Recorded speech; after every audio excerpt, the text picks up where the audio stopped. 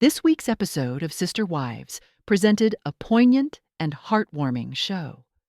Monday, May 18th. Airing on TLC opened a window into a very private and solemn occasion, the funeral service of Garrison Brown. The episode presented an opportunity for viewers to bear witness, at a respectful distance, to the dignified farewell ceremony given in his honor in the quiet town of Byron, Wyoming. Garrison was buried at Penrose Cemetery, where family traditions and memories forever linger. His grave is situated among loved ones who died earlier, including his cherished grandma, Cheryl. The peaceful environment and the attendance of near and dear family members added to the emotional impact of the moment. Before displaying any footage of the ceremony, a modest but significant title card came on screen. It politely let the audience know that, according to the wishes of the family, filming was conducted from a distance. At the request of the family, cameras were kept at a distance during burial to maintain their privacy, the card stated, a reminder of the sanctity of the moment and the value of not encroaching on the family's area as they grieved their loss. The episode was remarkable not just for its emotional depth, but also for the sensitivity and respect with which it honored the memory of Garrison. It showed a rare, considerate look inside a family's grieving process, and fans were able to pay their respects with them, quietly, gently, compassionately. Then there was Garrison's mom, Janelle Brown, who spoke candidly with the cameras. She described the overwhelming emotional numbness she was experiencing in the lead-up to her son's funeral. "I'm just kind of numb," she shared quietly, her voice reflecting the deep pain behind her words. "I don't really have any feelings right now," she added, capturing the disorienting shock that often comes with sudden loss. Her demeanor spoke volumes. There were no right words, only silence and sorrow. In another, and just as poignant moment, Mary Brown spoke for herself about her own sadness regarding the tragic circumstance. "It's one of those times where you wonder to yourself, how did we even wind up here?" she whispered, her voice heavy with disbelief and profound sorrow. "It's just utterly heartbreaking. There is nothing but sadness."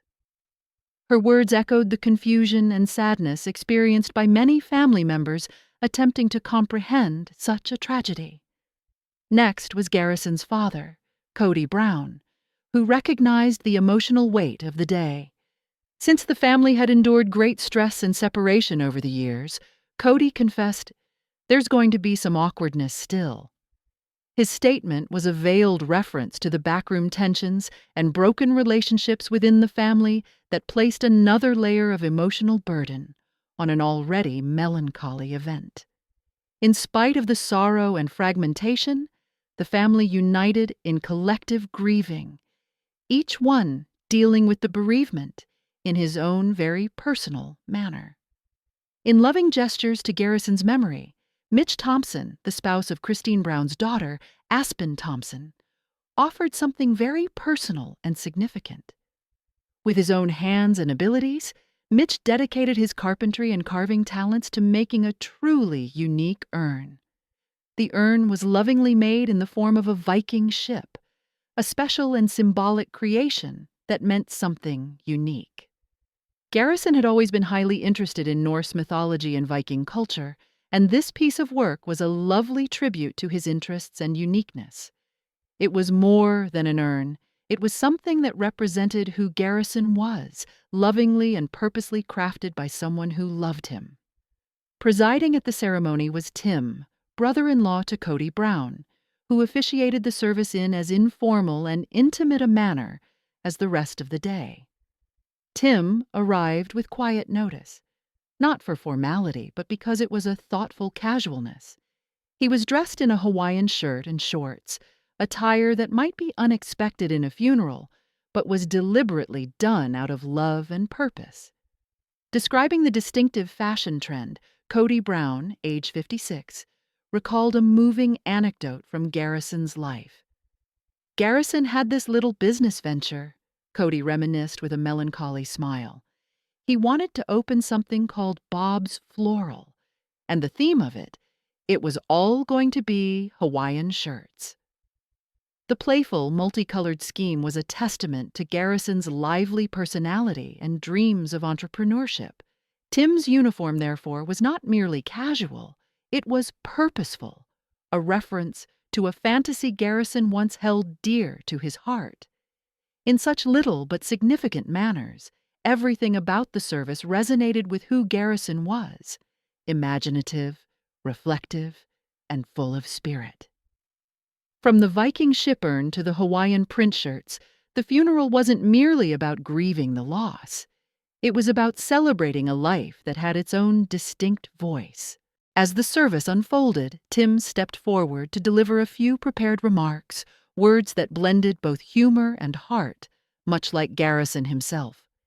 He began his speech with a light-hearted comment that immediately broke the tension in the air.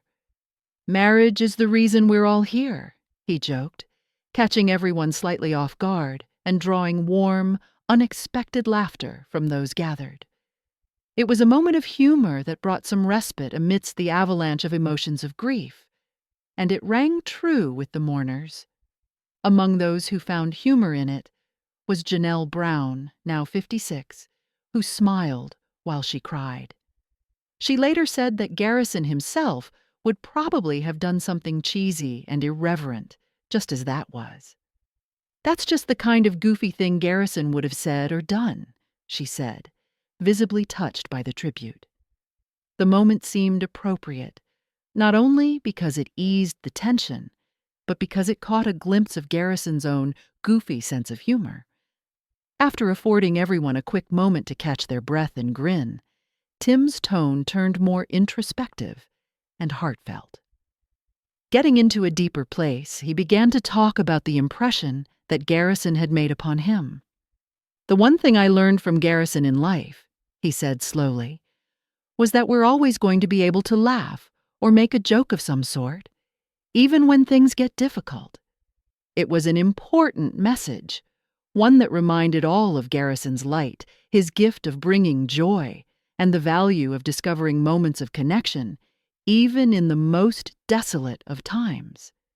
In Tim's words, Garrison's spirit was again revealed, a young man who enjoyed laughing, who saw the joke in life's mess, and who left behind not only memories, but a legacy of light-hearted strength. Carrying on with the sincere and very intimate service, Tim invited all in attendance to participate in a special and symbolic action. He asked each of them to remove their socks and shoes and stand barefoot on the lawn. The request likely appeared odd to some, but it was filled with significant meaning, an act of grounding, of bonding to the earth, and of vulnerability expressed in sorrow. Later, Kody Brown set the scene for the unorthodox moment, explaining to the audience that this wasn't a fundamentalist Mormon thing or specific to any one religious ritual. Rather, it was a matter of paying respect to Garrison in a manner that was true to himself. "This funeral," Kody explained contemplatively, "is anything but cookie-cutter. It's not traditional in any way. Garrison would have wanted it this way, with your bare feet on the soil, touching the earth." It was an evocative moment. Family and friends, barefaced, standing feet flat and exposed as they bid farewell to someone they loved. The gesture became a physical and spiritual offering, one that honored Garrison's affection for nature, honesty, and doing things in his own way. With all of them standing barefooted, Tim made a poignant last statement, a soft, believing word that resonated across the stillness of the ceremony. "As I stand here with my bare feet upon the earth," he started, his tone firm but soft, "I would like to bear witness that I believe in the resurrection." His statement held value, based both on individual belief and shared expectation. "I have a faith," he went on, "but even more than that, I have a hope that I will be reunited with the people I love, that one day I'll hold them again, that we will together celebrate in a happy, mutual hug. As he finished, Tim extended an invitation to everyone present. "I would urge all who are listening to receive such a testimony," he said with sincerity. "In the name of Christ Jesus. Amen." At that moment, feet on the ground, hearts open in sorrow and faith, the service was not just in goodbye, but a spiritual declaration of love, hope, and the promise of reunion after life. It was a last gift to Garrison and a reassuring message to the rest of us who remained behind. As the funeral service approached its most moving moment, the family came together to put Garrison's urn into the ground, a final act of goodbye that was incredibly heavy with emotion. In hushed respect, Janelle Brown lifted the urn, holding it in her arms, and then, with utmost caution, passed it on to Kody, who took a step forward to drop it into the ground. For Janelle, passing the urn to Kody was a deeply symbolic gesture. While few words were exchanged in that moment, she has since spoken about the moment with great emotional clarity. "There's something symbolic about me giving him to Kody," she whispered. In that brief but significant gesture, years of collaborative parenting, hurt, and love were tucked into one movement, one that was a goodbye and also one from which a bond that would never be severed. As he lowered the urn into the earth, Kody told a personal and tearfully moving anecdote, a recent dream. In the dream, Garrison stood before him, not grieving, but at peace. "He was sitting in my bed," Kody explained, his voice filled with emotion. "And it wasn't sad. It didn't feel heavy." Kody went on, vividly recalling the moment, and the feeling of oddly comforting it was. "I stared at him and said, 'Why you gone, boy?'" The response Garrison gave in the dream surprised and comforted him. He said, "I'm not." "Ain't that bad here? Stop listening to sad music. It sucks when I'm hanging out with you, but I'm okay. Just stop with the sad music." That dream, so simple and so deep, appeared to carry a message from the other side, a vision of peace, and a gentle push from Garrison to release some of the grief. It was more than a dream. It was a shared experience, a moment when Kody felt the loss not as an absence, but a presence. With those words echoing in the hearts of the people, Kody buried the urn in the ground, fulfilling the sacred ritual. Despite the sadness surrounding the moment, it was also one of love, hope, and the lasting presence of a son whose spirit would not be lost. As the ceremony continued, other members of the family came forward to pay their respects to Garrison in their own very individual ways. They too were offered a chance to say a few words and also to deposit something symbolic into the grave, something that was important, something that symbolized their relationship with Garrison. The first to come was Robyn Brown, the son of Christine Brown. Stepping forward silently but deliberately, he laid his military tags in the hole.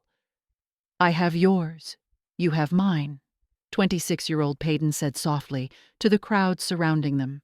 His tone was firm, though it held the depth of his sorrow. Afterwards, speaking directly into the cameras, he described exactly how profoundly right that moment had felt to him.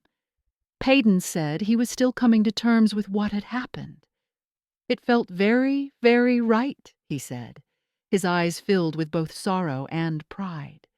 The gesture was symbolic, not just a brother's solemn oath of memory, but the means of staying forever connected. Hunter Brown followed, another of Garrison's brothers. As he approached, his words brought the nuanced relationship the two had. "Garrison was my playmate," Hunter started, emotion creeping into his voice. "He was my bunkmate throughout my entire life." But their bond went more than the remembrances of childhood. Hunter explained the nuance and depth of their brotherhood. "My arch nemesis and best friend and blood brother," he went on. Every word created a picture of a relationship forged in years of laughter, competition, and friendship, and then, in a softening of his voice, Hunter told something even deeper. Garrison was my first salute as a commissioned officer. And as he spoke, he raised a hat, the very hat he had worn when taking that salute. With profound respect, he inserted the hat into the grave alongside Garrison's urn, closing a potent circle in their bond. After these intensely personal acts, other relatives stood forward one by one. Some scattered handfuls of dirt into the grave, a time-honored act of goodbye. Others came bearing tokens, objects of great personal significance, tokens of love, memories, and experiences they shared with Garrison. Later, Kody Brown explained to the cameras just how much these small tokens had meant.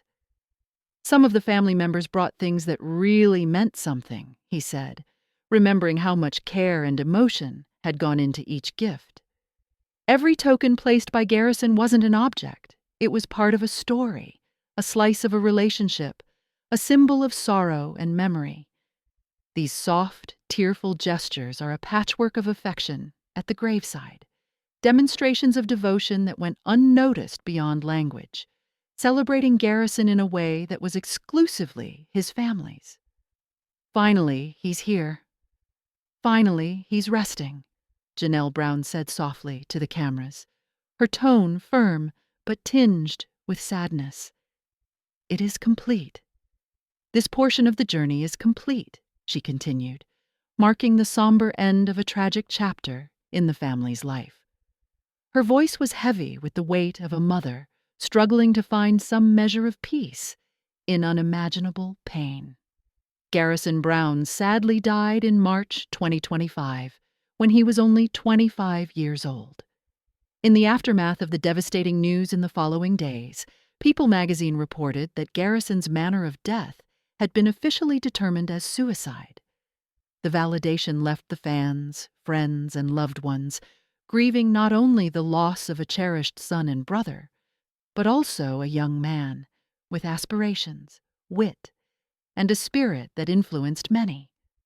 The emotional outburst was an impassioned tribute not only to the memory of Garrison, but to the ambiguity of mourning, family, and the very human act of letting go.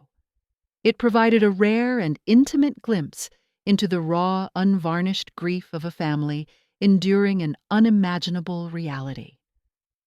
New episodes of Sister Wives premiere every Sunday at 10 p.m. ET on TLC, continuing to track the lives of the Brown family as they struggle with personal as well as mutual issues, grasping onto moments of togetherness amidst life's challenges. If you or someone you know is battling with suicidal thoughts, there are resources available to assist. Don't wait. Contact the 988 Suicide and Crisis Lifeline by simply calling 988. You may also text the word STRENGTH to the crisis text line at 741741 or visit 988lifeline.org to speak to someone and find resources and support 24/7. You are not alone. Assistance is always just a call, message, or click away.